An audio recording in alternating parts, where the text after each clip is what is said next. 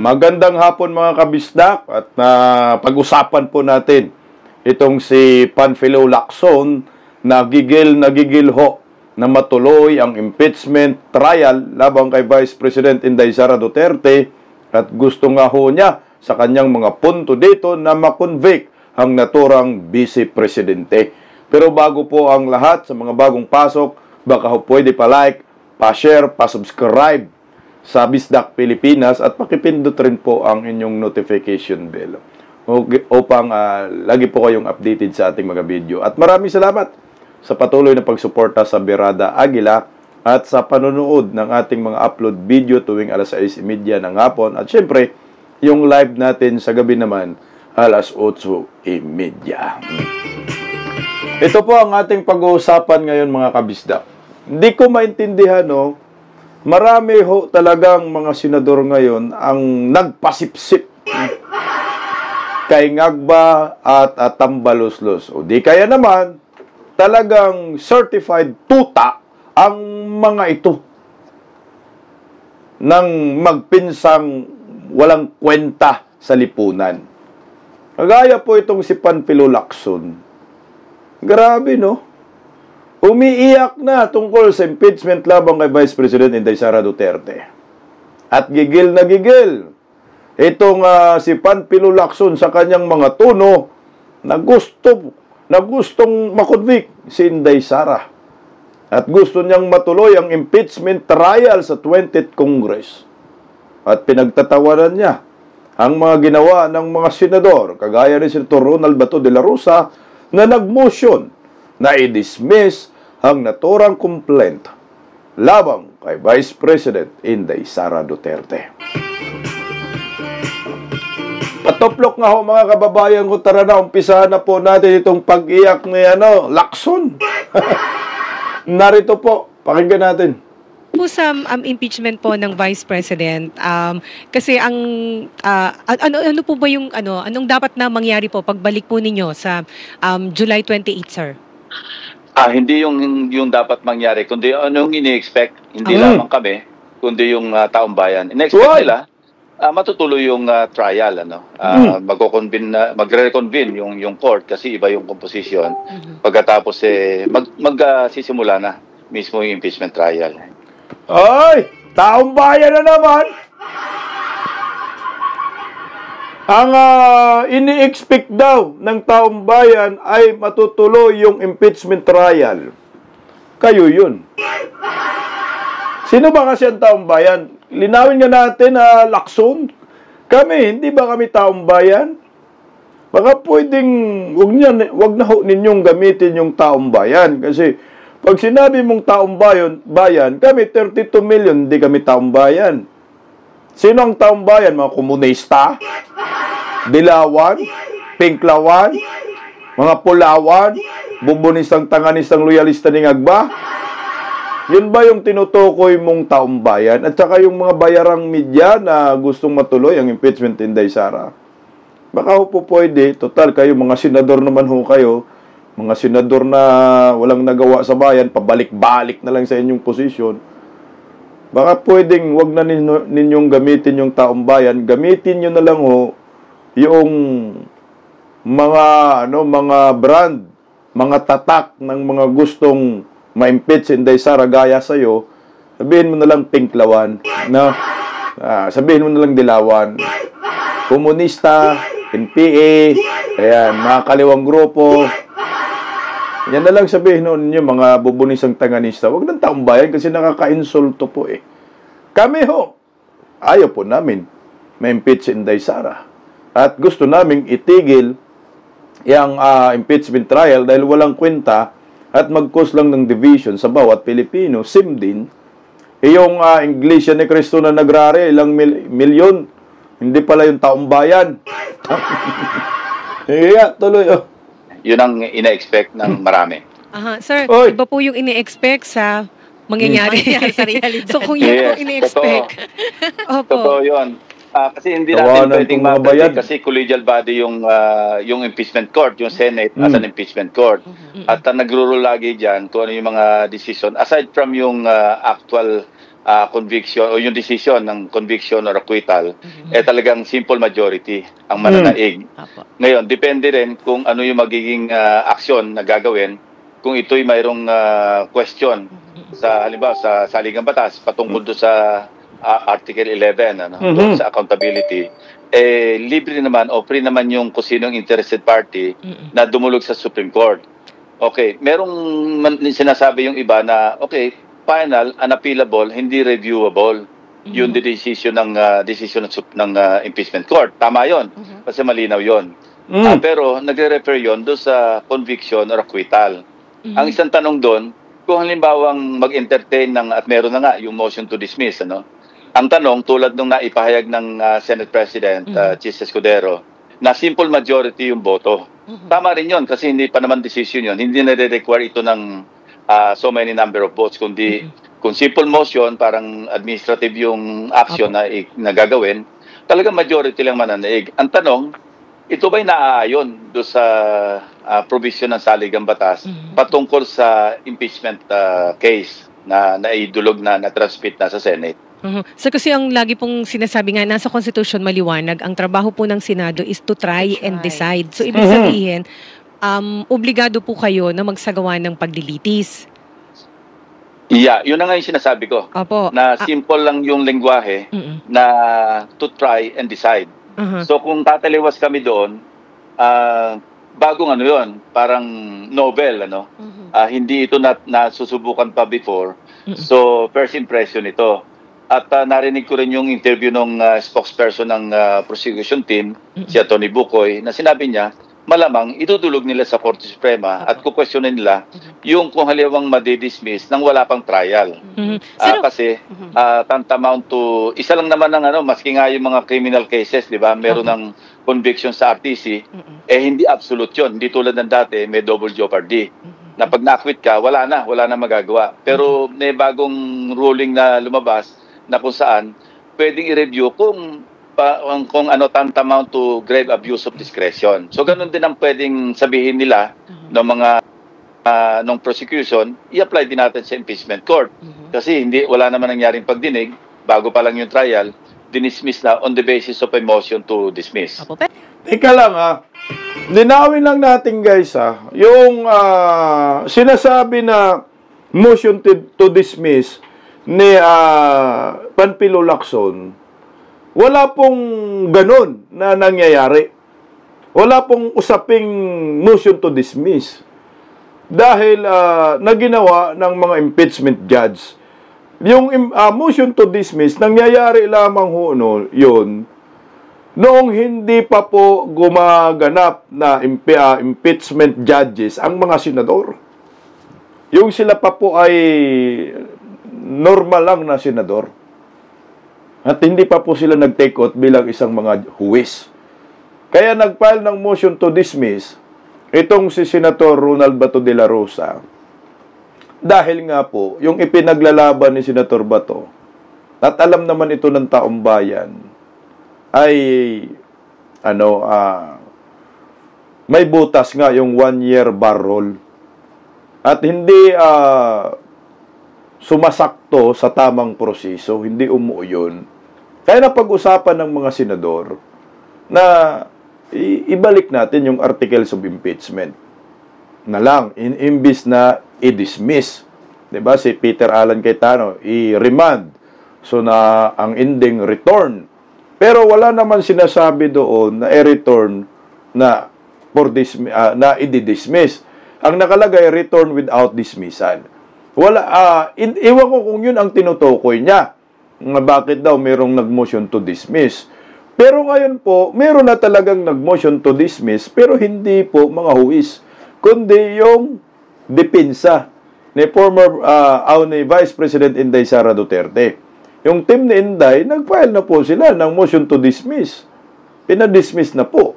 Ngayon, sa sinasabi naman ni Lacson na wala daw trial na nangyayari, mukhang nawawmali tayo dyan.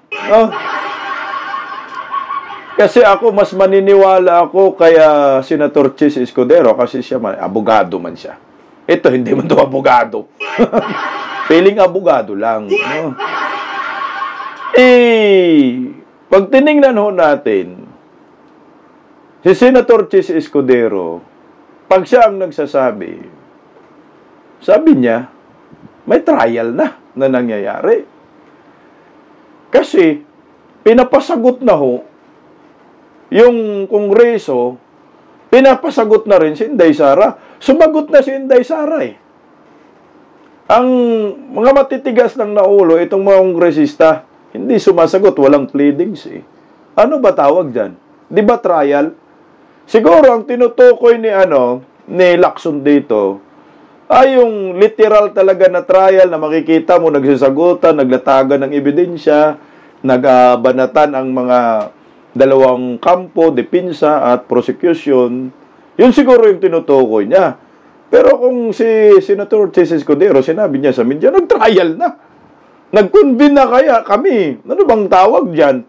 Napag-usapan na ho namin eh. Gusto lang siguro kumupal to si Lacson. Tuloy nga oh. Pero kayo po, as Senator Lacson, how confident po kayo na matutuloy talaga sa 20th Congress itong impeachment trial? Ito based sa composition ng 20th Yes, ng Senado sa 20th Congress? Hindi ko pwedeng sabihin na confident or yun ang gusto ko. Kasi question nga ng batas ito eh. No? Kung uubra ba yung motion to dismiss, aksyonan ng simple majority na hindi pa nagtatrial. Yan na naman. Pag nandiyan na yung tinatalakay na yung motion to dismiss, marami mga among us, mga senator judges, marami diyang mga divergent na mga views na kung saan mag-uusap-usap kami. Bago kami magbotohan, I'm sure, pagkakaroon kami ng diskusyon. Kung hindi man debate doon sa mismong impeachment court, sa focus, pag-uusapan namin yan. Ano ba yung gagawin natin? Merong motion to dismiss. Ito ba yung action na natin, even without conducting or starting a trial? Ubra ba natin i-dismiss ito? Magkakaroon kami ng diskusyon. Ako, initially, ang pag-iisip ko, sundin natin yung saligang batas, plain and simple, na try and decide. Hindi po pwede, sa akin to ito yung aking pananaw sa ngayon, kasi I have to consult also yung mga abogado ko sa office at saka yung mga kaibigan kong mga dating maestrado na dati nakukonsulta ko pagka may mga legal question na dapat kong pagtuunan ng pansin o desisyonan sa mga committee hearings namin noong araw. So ayun, klaro ang magiging boto ni Senator Lacson. Kapag merong tumayong senador na mag-move to dismiss, tututol kayo Hindi, doon? sa akin, ang senator judge, hindi naman pwedeng mag-move to dismiss kasi judge saka naman nakakita ng huwes, siya pa mismo yung mag-move to dismiss, kami rin yung magde-decide. Ayun, maliwanag na rin din, klaro din ang boto ni Lacson sa amin na gusto niyang ma-impeach si Vice President Inday Sara Duterte. Dapat to yung inhibit din. Klaro sa amin kung anong klaseng pagkatao itong si Panfilo Lacson. Ako nalilito rin ako sa taong ito, hindi ko maintindihan eh. Sabi niya, magbutuhan ang mga senador kung anong decision. Yung nangyayaring pagbalik po ng article of impeachment, nagbutuhan po yun, sir. 18 nga po yung bumoto na dapat ibalik dahil nakita ho nila may problema. Yung mga abogado rin naman, yung mga ibang senador dun Ikaw, magtatanong ka pa sa abogado, yung knowledge mo, second-hand knowledge, kumpara dito sa mga abogadong mga senador, si Peter Alan Cayetano at Chis Escudero na binibira mo ngayon, first-hand yung knowledge nila. At nakakaalam mismo sila kung ano yung batas. No? Ayan, pagpatuloy natin yung sinabi niya, na siya daw ay tututol pag merong mag-motion to dismiss. Hindi mo tututol ka. Ang tanong naman, yung isang boto mo, anong gagawin yan? Magbutuhan din kayo kasi pag iniisip po natin, sole power yung impeachment court, magbutuhan sila. Kahit sabi naman ni Senator Chis Escudero, hindi naman ipinagbabawal sa impeachment court. Kung merong mag-motion to dismiss, na huwis, karapatan niya yon. Kung merong mag-motion to dismiss, magbubutuhan. Kung kukontra ka, wala kang magawa. Hindi bumoto ka doon sa kahit ang balos-los team. Hindi nga, ito, pakinggan natin to. Ayun, so yung motion to dismiss, manggagaling dapat yun sa defense. Buti binanggit po ninyo. Kasi po, di ba, nung June 11... Teka lang. Meron na nga motion to dismiss, di ba? Yung depensa. At saka, bakit pa ba mag-motion to dismiss itong ibang mga senador kung meron ng motion to dismiss ang depensa? Ang pag-usapan na lang yung motion to dismiss. Si Raul mga senador, kung meron magmo-motion ka pa to dismiss, impeachment judge, meron ng motion, yung depensa. Nakita na ho natin yan, tumayo. Kaya ho na pag-uusapan kasi yung dismissal na ito. Dahil tumayo doon si Senator De La Rosa at nag-move to dismiss. Seconded by Senator Bongo. Na bago lamang ni Senator Alan Peter Cayetano, instead na desisyonan po nila yung dismissal ay, di ba, ni-remand po, na-return yung articles of impeachment. So, kaya na pag-uusapan yung dismissal. So, sir, papa-expound po. Ako, maliwanag ako doon, Nimpa. Isa. Hindi po pwedeng mag-move o mag-submit ng motion to dismiss ang isang senator judge kasi huwes kami. Hindi lamang sa mali, kundi improper, inappropriate. Kasi, at katawa-tawa, di ba? Kakatwa yung judge ka, saka nakakita sa court, alam ba, nandun yung judge sa ibabaw, ano siya doon. Tapos siya may hawak ng gavel, siya pupukpok. Sasabihin ng judge, I move to dismiss. Pagkatapos siya rin ng pupukpok, this case is dismissed. Di ba napaka-awkward? So hindi rin po pwede yung binabanggit po ni Senate President Chis Escudero na pwedeng i-dismiss ng Senate Impeachment Court ang impeachment case versus Vice President Sara Duterte nang walang paglilitis. Yung sa pananaw ko sa ngayon, I have to consult nga yung mga nakakalam ng malaliman sa batas. Na hindi lamang ililimit ko yung pagtatanong ko sa aking legislative staff, magtatanong din ako doon sa mga mas maalam sa constitutional law, sa provision mismo, yung Article 11, yung pag-interpret.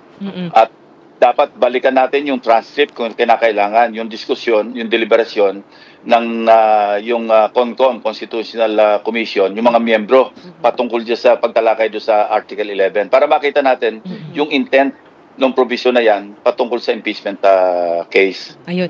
Teka lang mukhang out of line itong si Senator Lacson. Sino ba yung magpupukpok ng gabil diyan sa impeachment court? Yung mga judges ba? Di ba yung presiding officer? Ibig sabihin, lahat ng mga yung mga impeachment judge, may mga gabil lahat yan. Lahat sila, ilan sila? 24, ting isa-isa. Di ba yung lang, presiding officer, correct me if I am wrong.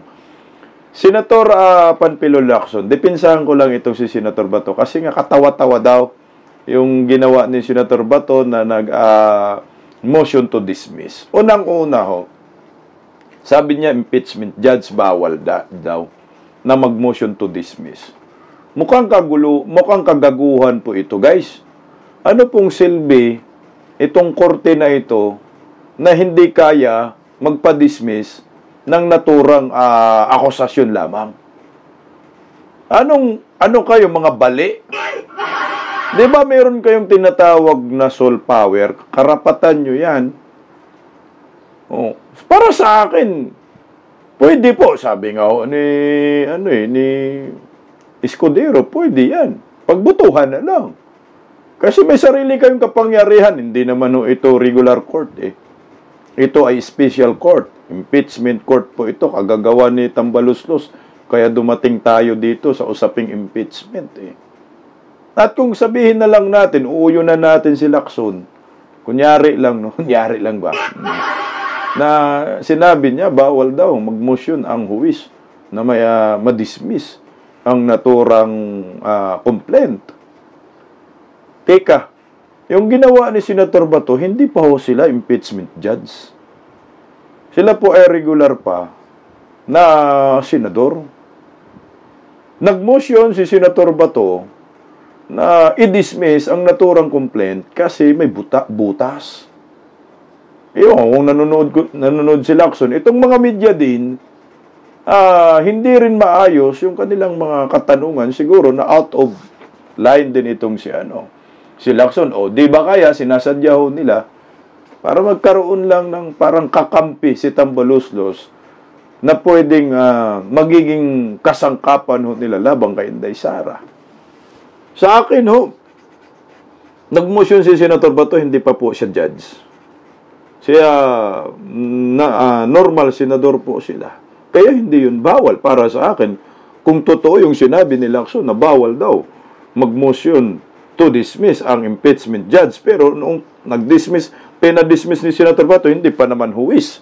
Si Senator Bato, pinilit nga no hintivirus nga, di ba? Manumpa muna tayo bago natin pag-usapan yan. After all, nanumpa sila, so napag-usapan yung motion ni Senator Bato, pero yung motion niya, hindi pa siya impeachment judge dun. Normal pa na senador. At napunta na nga ho sa remand at nagiging return without dismissal. So walang pinag-uusapan na dismissal, lakson. Ang pinag-uusapan, pinabalik, dahil may problema. Mag-comply kayo sa impeachment court, nagbotohan yung mga senador, majority wins. 18 versus 5. Anong problema dun? Kasi nga, gusto niya talaga ma-impeach si Inday Sara, ma-convict at ma-trial. Nako. Tuloy nga. So, ang sa dismissal, sir, or halimbawa, may magbudin i-convict na walang trial, basta hindi yun dapat manggaling sa senator judge. Yun ay manggagaling lang sa defense. Diba? Yes, definite ako doon. Na hindi pwede manggaling sa judge yung motion to dismissal. To dismiss kasi wala pa nangyayaring ganun eh. Kaya nga, di ba, nag-comment nga rin ako noon na napakamali yung judge mismo yung mag-move to dismiss ang kaso na siya mismo. Nagkataon lang na ito, 24 yung judges. Maski nga sa halimbawa, Sandigan Bayan o kaya Court of Appeals. Sandigan Bayan na lang para talagang naglilitis ng criminal cases. Saka naman nakakita ng 3 sila. Pagkatapos yung isa sa kanila, mag-move to dismiss. Pagtatawanan siya ng 2 kapwa niya maestrado pag gano'n. Maganda pa yung term ni sir, parang sabi niya awkward. Pero pagka sa layman's term, para ka namang sira nun. Ikaw na nga ang maghahatol tapos i-move mo. So, sir, kayo ang parang sira. Nagtatakil kayo ng issue, gawa-gawa lang. No? So, fake news kayo. Wala namang motion to dismissal na ginagawa ang impeachment judge. At ang ginawa ho nga nila, ulitin ko, mga timang talaga, re-return without dismissal. Ang linaw dun ho eh. No? Ang may nag-file ngayon ng motion, depensa. Hindi yung mga senador. Sinong katawa-katawa lakson? Kayo? Magawa kayo ng issue, hindi ho ninyo pinag-aralan ng maayos dyan, nakakalito. At ang mga nanonood ho sa inyo, dinadaya ho ninyo. Again, linawin ho natin para magkaliwanagan at para hindi ho tayo mapunta sa maling direksyon at magkaroon ng maling information dissemination. Wala pong i-final na motion to dismiss ang mga impeachment judge. Ang kanilang pinagdesisyonan ay return without dismissal. At ang nag-file ng motion to dismiss ay depensa, kampo ni Vice President Inday Sara. Ano pinag-uusapan ng mga tungaw na to? Kayong katawa-tawa. So ang sa ngayon po sir kasi ang ang humihingi ng dismissal sa ngayon sir ay yung pong kampo ng Vice President nandun po sa kanilang answer ad cautelam. Ayan naman pala eh. Alam nyo naman pala, pinapaikot nyo pa yung mga nanonood sa inyo. Animal talaga Dinaya lang taong bayan dito Ang sabi po ni Attorney Reginald Tonggol ay yun daw po ang unang re-resolbahin pag nag-resume ang impeachment court. Kaya lang sir, di ba dun sa corona impeachment trial, alam ko meron ding motion to dismiss pero parang hiningi nila yung dismissal dun sa kanilang answer doon sa impeachment. Pero, hindi po ni-resolve yun ng impeachment court. Kahit sa mga korte, nandyan yung answer, nandun yung reply ng prosecution. Pero diretso na paglilitis. Na trial na. Oo. Sir, kayo po, Tama. sir. Tama. Sa akin pa tama yun. Maski sa mga ordinary mga courts, mga RTC, minsan dinidefer muna yung decision tungkol sa motion to dismiss. Italakay na muna, tuloy-tuloy yung trial. Tapos at any point. Sa akin naman, ang gusto rin natin at gusto ng mga kababayan natin, makita muna yung presentation ng prosecution, ng kanilang mga ebidensya. Mas ma-appreciate namin as senator judges yung kung ano yung nilalaman ng ebidensya. Ngayon, saka pwedeng i-rule yung motion to dismiss kung walang kalaman-laman naman. Of course, hindi ko sasabing ganun dapat ang mangyari. Pero questionable pa rin yun kasi nga try and decide Kailan tapusin yung trial, saka mag-decide ang each and every senator judge na kung siya ba'y nagko-convict o nag-acquit. Pero at the very least, dapat makapagpresenta ng ebidensya yung prosecution team. Hindi pa nga nakapag-present. Anong beses na i-dismiss mo yung kaso, hindi mo pa nakikita yung o na-present yung ebidensya ng prosecution team, di ba? Parang, anong beses? Opo. So sir, anong magiging mukha, anong mangyayari sa credibility ng Senate kapag ka po outright dinismiss po yung articles of impeachment dahil po sa boto ng mga kapanalig po ng mga Duterte? Puta, kaya pala natakot kayo kasi marami daw boto kapanalig ng mga Duterte. Alam mo, Lacson, namali ka na naman dyan eh. No. Ano daw yung basis ng para ma-dismiss? Ano daw ang basis ng impeachment court nakakatigan yung motion ng depensa ni Vice President Inday Sara na ipa-dismiss yung naturang impeachment? At bakit daw pag-usapan yung motion to dismiss agad? Kung wala pang trial, puta, nawawmali na naman tayo dito. Teka lang. Anong basis po? Ang liwanag po doon, basahin nyo po yung motion ng depensa ni Vice President Inday Sara. Ano bang nakalagay doon? Yung 1-year bar rule. So ngayon, pinapasagot na nga ho yung Kongreso, yung prosecution. Walang pleadings. So ngayon, ikaw, impeachment court, kayong mga huwis kayo, magpo-proceed ba kayo sa mga trial na yan nang hindi sumagot yung prosecution? Para kayong tanga. Nag-uumpisa kayo ng usapin na may problema na. Bakit uumpisahan ninyo yung may mali na nga ho, alam nyong may mali, bakit itutuloy nyo? Para magkamali kayo. No? Ako sa akin lang, wala namang problema ho na mag-trial.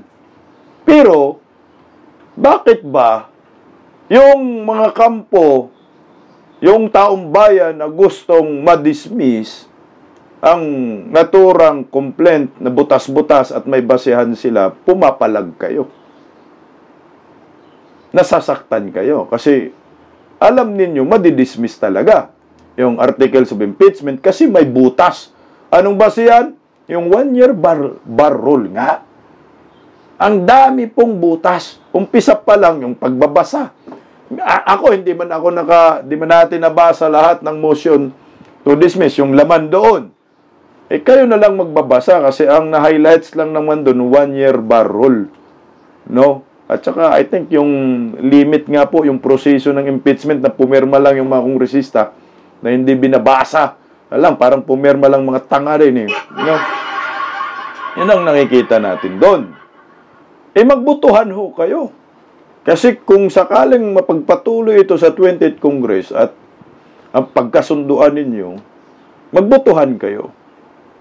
Akin tandaan nyo po, itong impeachment po ay political proceeding po ito. Politically motivated. Hindi po ito judicial proceeding. Kasi nga ho, nakakala ho nila ito ay parang alintulad lang sa mga normal na korte. Hindi. Special court po ito. Politika po ito. Merong yes, merong no, merong anti, merong pro. Kung wala po kayong numero doon sa Senado, merisi kayo. Bakit? Kung maraming Duterte dyan sa Senado, kasalanan ba namin? Hindi. Kasalanan ba ng mga Duterte? Hindi. Siyempre, pamamolitika lang tong impeachment. Politika rin, dadaan din sa desisyon, pampolitika. Ngayon, kung ayaw nyo mapahiya dyan, nga Senado, putyang, doon na lang kayo sa korte sana. Bakit ba ibulatlat pa natin yung mga ebidensya na alam naman natin gawa-gawa at may problema? For what? Para magkaroon lang ng trial by publicity labang kay Vice President Inday Sara? Di-demolish Inday Sara? Kasi, number 1 contender ngayong 2028 presidential election. Ano sa tingin ho ninyo? Wala na lang, Lacson. Manguyot na lang. Tuloy lang natin kunti, mga kabisdak. Palike nga. Last na lang. At the very least, we take the risk of being overturned by the Supreme Court. Mm. Nakakahiya yun. Kasi kami, dapat independent body at saka malinaw naman na hindi reviewable at saka appealable yung decision ng impeachment court. Pero patungkol ito sa trial. Sa trial. Yung decision mismo ng acquittal or conviction. Pero ito, motion to dismiss, hindi effectively nag-acquit pero hindi on the basis ng mga ebidensyang na-presenta kundi technicality. So naaayon ba 'yon? Ito ba ano yung magiging aksyon ng Korte Suprema? Ang nakakahiya rito kung halimbawa majority 13 at least 13 ang nagsabi na hindi i-dismiss na natin.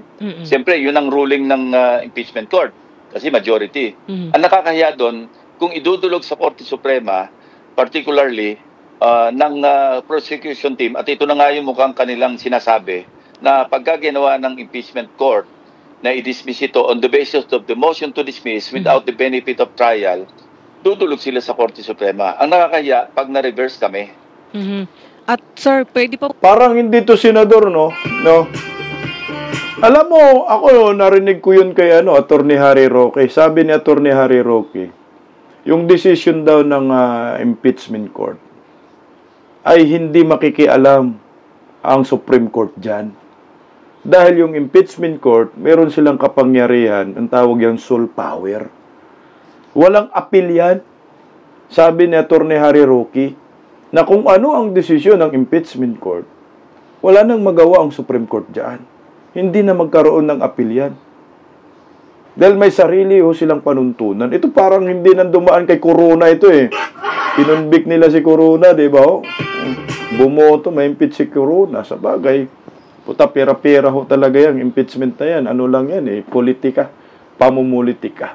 Ba't ka nahihiya? Kung pinagbubutuhan po yan ng majority, sabi nyo nga majority wins, no? Papayag ang majority, wala nang magagawa. Kung majority ng impeachment court na yan, impeachment judge, na i-dismiss na natin dahil sa technicality. Total, meron namang formal na motion ang kampo ni Vice President Inday Sara na i-dismiss. So, pag-usapan natin. So, kung majority ng mga senador nakikita, bakit ba tayo mag-tackle ng may lamat, no? Bakit ba tayo mag-uusap na may mali-mali? Mali-mali na nga, desisyon na natin. For what? Kasi gusto nyo na masira si Inday Sara, wag na. Dapat hindi na pinapakinggan itong mga witness na mga may busal eh. Lalo na ni Aling Gloria ba yun? Gloria? Nako. Tuloy lang konti guys. Kung magkaroon ng crisis, halimbawa, ni-reverse kayo, inutusan kayo ng Supreme Court, mag-trial kayo. Pero yung 13 nanindigan, hindi kami magta-trial. Magbobotohan pa rin po kayo kasi kung sakasakali, sir, di ba? Kung susundin nyo o hindi yung Supreme Court. Walang hindi pwedeng sumunod sa Supreme Court. Sabi nga nila, di ba? Right or wrong, pag nag-decide at Supreme Court, it becomes part of the law of the land, di ba? Maski anong petition na dinulog sa Supreme Court, maski questionable, maski hindi sumasang-ayon, maski karamihan pa ng mga kababayan natin, maski buong kongreso pa, hindi sumasang-ayon, kailangan tumalima tayo. Otherwise, nasa na yung rule of law natin kung hindi natin susundin yung kataas-taasang hukuman ng Republika ng Pilipinas. Kaya sila nandun, sila yung final arbiter at saka sila yung pinaka-final interpreter ng saligang batas o anumang batas na umiiral sa ating bansa. Na yung chaotic na yung pagka hindi pa namin, na-reverse kami, hindi pa rin namin susundin. Medyo kami yung at fault noon kasi Supreme Court yun, igalang natin. And then, paano kung sasabihin ng Supreme Court, Lacson na hindi na kami makikialam dyan kasi nasa saligang batas naman na may sole power itong impeachment court na yon. Paano kung sabihin ng Supreme Court ng ganon? Di iiyak ka. Sa saligang batas na may sole power sila. Wala na. Okay na po yung desisyon ng mga senador. So anong gagawin nyo sa Supreme Court, Lacson? Hindi ka susunod. Pero kung sasabihin ng Supreme Court na, oy, kailangan na ituloy nyo yan. Kasi labag sa ligang batas, matuwa ka dyan kasi tutuloy. Hindi mo di-dismiss, gusto i-convict mo. Para, ang labo nito si Lacson, no? Kailangan daw sumunod sa Supreme Court. So, ibig sabihin pala, Lacson, ganito. Kunyari, magdesisyon kayo, ang mga senador, impeachment judge, no? Kunyari lang, mapag-usapan ito sa 20th Congress, na makonvict, i-convict ninyo si Inday Sara bilang isang vice president. Tanong ko lang sa inyo, pwede rin mag-appeal pala. Si Vice President Inday Sara sa Supreme Court, i-appeal yung decision ninyo. Kasi, kung ipa-dismiss yung impeachment trial, sabi nyo, dudulog sa impeachment court. Pero pag convict, pwede rin pala dudulog sa Supreme Court. So, anong mangyayari? Yung impeachment, sorry naguluhan ako. Alitin ko lang. Para maliwanag. Kunyari, ito yung magiging resulta. No? Isang senaryo. Kung magdesisyon ng impeachment court na i-dismiss ang impeachment labang kay Inday Sara, so ang gagawin ni Lacson, pupunta sa Supreme Court. Kasi nga, bakit daw dinismiss? So, dudulog sa impeachment court. So, ngayon, what if ganito rin yung, dudulog sa Supreme Court? Sorry tangin ng korte talaga, kalito-lito ako. Ngayon, baliktarin natin yung, yung sitwasyon. What if makonvict si Vice President Inday Sara Duterte? So, ibig sabihin ba nito, ay pwede rin si Inday Sara pupunta sa Supreme Court upang ipabaliktad ang decision ng impeachment court sa pag-convict sa kanya. Puta, gulo na.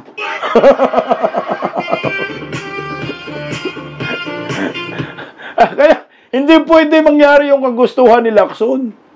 Magkaroon talaga ng problema yan. Ganito na lang siguro ang gagawin natin.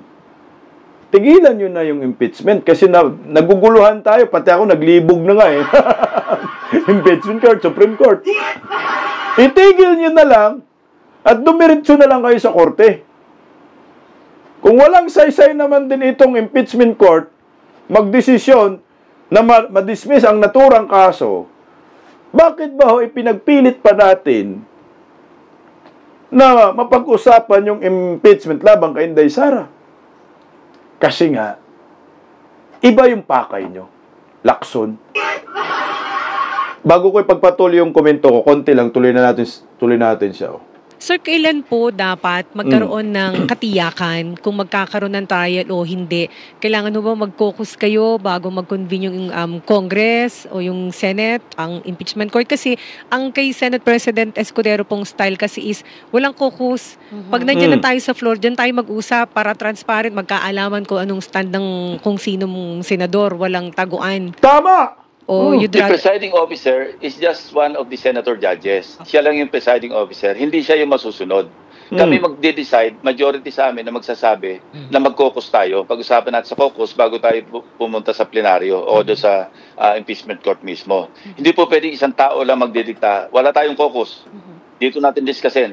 Kung ang gusto ng at least 30 ng mga senator judges, mag-caucus kami. Hindi siya pwedeng masunod. Ang tanong, may numero ba kayo? Meron kayong 13? Hindi, mag-focus ka mag-isa mo. Hindi naman sinabi ni Senator Escudero na siya masunod. Magbutuhan nga. Alam mo guys, ito, titigil na muna natin si Lacson. Konti lang. Alam nyo po, wala kang magagawa dyan, Lacson, kung majority ng mga senador ay ayaw ay papabor sa mga Duterte at ayaw na magkaroon ng caucus na yan. At pag-usapan na kung i-dismiss na ba yung impeachment. Ito ay sabi ko nga political process po ito. Hindi po ito judicial process. Kung ano man ang desisyon dito ng mga senador, maliwanag pa sa sikat ng araw, ito ay politically motivated to. Kahit ano, ma-dismiss man si Inday Sara or ma-convict, politically motivated dahil ito ay political process, hindi judicial process. Yan ang malinaw dyan. Kaya tanggapin na lang ho ninyo. Malas nyo dahil ilan lang kayong nanalo nakaraang eleksyon, kung totoosin nga, talo itong si Lacson, nadala lang kay Magic Sarap, no? Tanggapin nyo. Wala kayong numero. Ang impeachment trial ay numbers game. Paramihan ng numero. Paramihan ng kakampi. Inang natingnan po natin yung boto, 18 nga ho. Matigil na tong impeachment na to, napunta lang sa return. Kung totoosin, dapat tanggapin ni Lacson kung ano ang magiging desisyon ng impeachment court. Kung pag-convene ba ng 20th Congress, pag-usapan na agad yung motion to dismiss. After that, pag makapag-desisyon ng impeachment court na i-dismiss, tanggapin nyo na ho. Alam nyo ho sa akin para sa akin, itong impeachment talaga kay Inday Sara, maliwanag po ito, sinabi na rin ni Inday Sara. Ito ay patungkol sa 2028 presidential election. Kailangan talaga nila makonvict si Inday Sara para mawala na po yung number 1 contender. Na alam naman natin si Lacson, matagal na panahon din na nangangarap maging presidente. Baka sakali, nasa isip niya, nakakuha siya ng boto nakarang eleksyon, baka sakali isipin niya magiging enough na boto na yan para maging presidente siya. Lahat yan. Mga ambisyon lang ho ng mga taong ito ang kanilang iniisip. Personal interest. Pareho lang po yan kay Tambaloslos at Ngagba. Yan ang pakay nila na ma-impeach, ma-convict si Vice President Inday Sara. Ako sa akin, sige na. Ituloy ang trial ng magkaalaman at sino mapahiya. At tingnan natin yung mga sarswilang mga ebidensya di umano. Wala ngang ebidensya eh. Hindi nga sumagot sa pleadings eh. Yan po ang ating pinag-uusapan ngayon. Lacson, ano na? Magkano? Tanong lang See you po mamaya, alas 8:30. Mabuhay po tayong mga Pilipino. Bisdak Pilipinas. God first. Maraming salamat po.